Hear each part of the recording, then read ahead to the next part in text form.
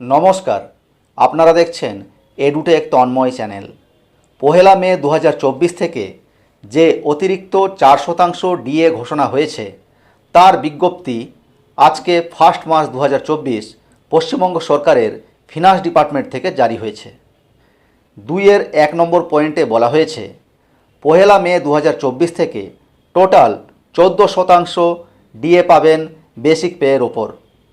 2 নম্বর পয়েন্টে বলা হয়েছে সমস্ত কর্মচারী যারা ডিএ পেয়ে আসছেন তারাই 1/5/2024 থেকে বেসিক পেয়ের উপর 14% হারে ডিএ পাবেন।